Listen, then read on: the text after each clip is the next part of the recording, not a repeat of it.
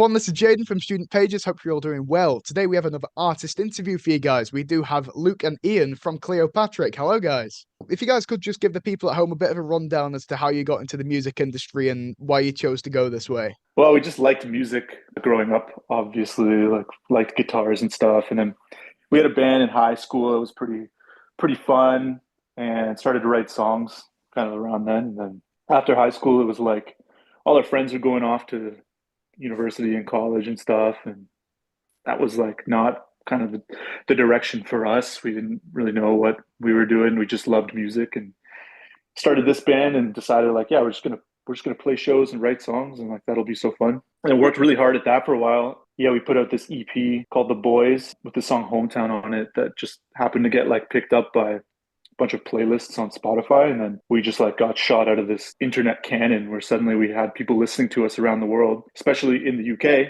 And all of a sudden we were just touring in the UK and people were coming to our shows and jumping up and down and screaming and chanting like little chants, local chants and stuff. And then it was just happening. We were like, okay, we're doing this. And then yeah, since then we started our own record label. So we're a fully independent band and put out Oh, wow, nice one. a debut album called Bummer in 2021. Now we got a new record called Fake Moon and it's coming out in March. And it's the coolest thing we ever did. Yeah, I saw that you guys had the album coming out pretty soon because I believe it's just the one song "Bad Guy" that's out with the minute. I did give it a listen, by the way, and I watched the music video. Music video is awesome. It's like the, Yeah. the song's great, but I think the music video really makes it. You know what I mean? Because it very much fits the vibe of the song, I think. What was it based on? Because I sort of got the vibe of like a PS3 video game, or maybe even like PS2 video game. Yeah, it's exactly that. It's like I made that song and like produced it on my laptop, and it just sounds like it was made on a GameCube because it's super lo-fi and kind of funny. And then for the video, it was like, yeah, we should just have a video that looks like it was also made on a GameCube.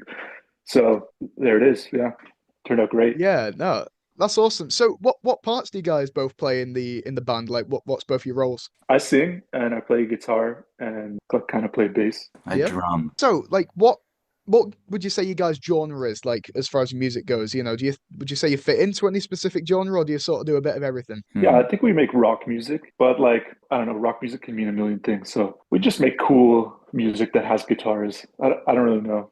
It's hard to pick a box to sit in. Yeah, I see what you mean. Yeah, because especially from the song "Bad Guy," yeah, I couldn't really, I didn't know what to class it. I see what you mean with the rock. Definitely see what you mean with the rock. See a bit of that. Yeah, totally. So you guys are actually playing, like you said, in the UK next month. So what venues have you got booked? What can people expect from it? Couldn't tell you off the top of my head which venues we have booked, but yeah, we're gonna be all over the place in the UK, playing some new music, playing some old music. Gonna be really special. This album is it's definitely like a new thing for us. It's a different sound, and it's gonna be like really great experience to bring it to the live show. We've always had a very special kind of connection with the UK crowd. You guys are nuts. Yeah, it's cool. It's like home away from home. Super looking forward to it, and it's just gonna bring some energy, I guess, and good vibes. Yeah, totally. No, you're right with the UK, honestly. It's like our sort of, live show scene is insane. It's like everyone seems to want to come to the UK for tours and stuff because yeah, we are bonkers those lot to be fair. So as far as guys, how you got here and stuff, how would you say that the people around you in your life have sort of helped you get to where you are? Were they, encouraging you? Were they saying, are you really sure about this? How's that experience been for you guys? We've had like really incredibly supportive people around us, like very luckily. Because like we're from a little town in Ontario called Coburg, and there's not a lot of like musical role models there or like a clear path forward for music. So there was a lot of like trust and assumptions that needed to be made on our part and a lot of work put in to like find the path. And had we had people around us like recommending against it, I don't know if we would have pushed so hard, but we didn't. We had people around us that were like just all in, like really believed in it and were really supportive. So it made it easy to just like take such a crazy chance on just being a band. Yeah, no, because it's one of those big gambles, really, because it's a very difficult industry. You're never really sure whether things are going to stick. It doesn't really matter how good your music is. It's sort of one of those things where you got to be found by the right person. So when did it really like start for you guys then? Like when was the official? This is what we're doing. This is how we're doing it. Was there like a specific year that it really all kicked off? The band like started in 2015, but it really kicked off in like 2017, 2018. it's kind of when like people really started listening to our band. But there was a long history before that of just grinding, like working so hard. We were playing almost every weekend and working on songs, and spent a lot of time on my laptop trying to get people to book us, writing grants and stuff. Like it was serious work, but it never felt like work. It was just so much fun. Yeah, no, at the end of the day, if you're enjoying what you're doing, it's like you can hardly call it a job, you know what I mean? So, obviously you guys, you've been doing it a while. Along the way, have you sort of had any instances of like criticism or, even to an extent, I guess, bullying regarding your songs, or has it all been very positive? Like what sort of have you had any experiences like that, or has it always been very, very positive? Yeah, I mean, like naturally, as more people listen to your music, there's going to be a fair share of haters, to be so to use that terminology. But generally, I feel like we're pretty well received. This band has often been a very positive experience, and I feel like we have been very fortunate to attract seemingly a lot of good people to what we do. So for the most part, it's pretty awesome and positive. But I mean, obviously, as a band existing in the year 2025, the internet, it's there. You're bound to see some nasty things and hear some. I shouldn't even say nasty, really. Just you can't please everybody, I guess. Oh yeah, no, it's keyboard warriors that are the problem, really, isn't it? It's like when people don't really have any good criticism, they just want to say something nasty. Yeah, that tends to be the case. I'm sure there's like been a handful of times where people have accidentally insulted us to our face too. Would you guys say that like your music sort of has a message? Like, is there any sort of deeper meaning to it, or do you sort of just make songs that are meant to tell a story? Like, is it all individual, or is there a bigger, wider reason behind your music? There's definitely a couple songs that are more just like little vignettes and stories and stuff. Mostly in like the earlier music that was written, because like I was really just a kid back then. I didn't actually have that much deep stuff to say. I was still like learning, living and stuff.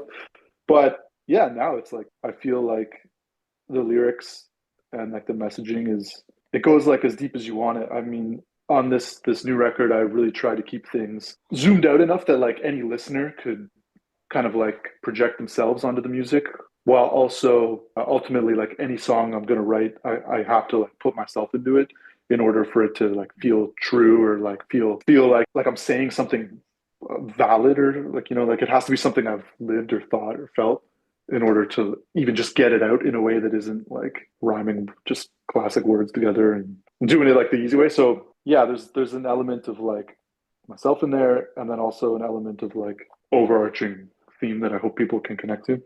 But there's always meaning, because I don't know how to finish a song that doesn't mean something. Yeah, no, no, totally. I get what you're saying there, actually. Yeah, no, it's totally fair enough. So, has there been any, if you guys feel comfortable sharing, has there been any sort of like personal struggles or difficulties that you've come into that have sort of helped you, find inspiration for your music? Has there been any instances where, it's been based off of something negative that's happened to you? Or are they all, very light and happy? I've definitely like the last few years of my life, there's been a lot of different challenges.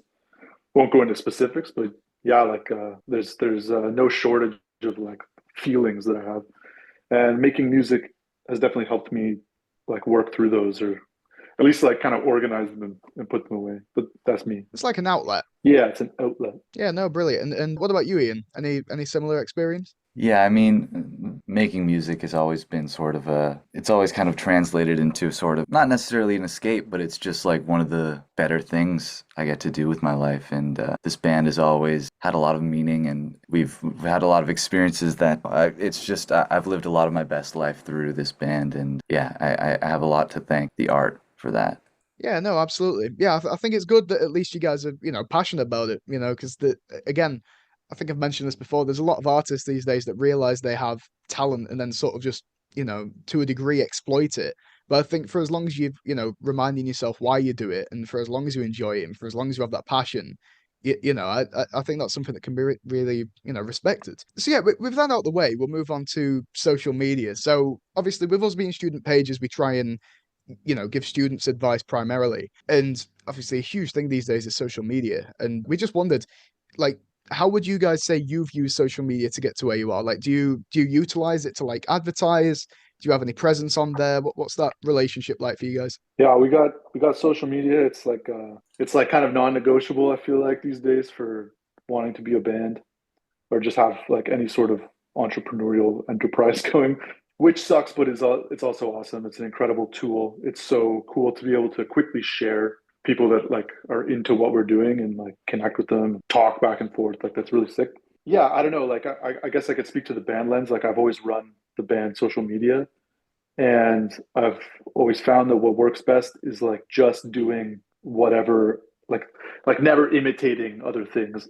Like just kind of be yourself and carve out your own little aesthetic and look, and like not don't take it too seriously. It's interesting. Like I used to spend a lot more time on there for the band, like just like really trying to like farm engagement and like keep things going. But I don't know, the older I get, the less interest I have in that kind of work, which is definitely a paradox when it comes to being an independent band, because I mean the new formula is to just absolutely grind, like spend 90% of your time on your social media and 10% of your time on your music. But so far I just can't do that. So we'll see if that changes, and you'll see me like doing dances and like putting memes up. But I don't know any of the popular TikTok dancers these days. I'm not really into it, but you should like get one of your songs and do like, what is it, the yeah, start. Renegade? Yeah, no, it probably is best these days. I stay out of it, to be fair.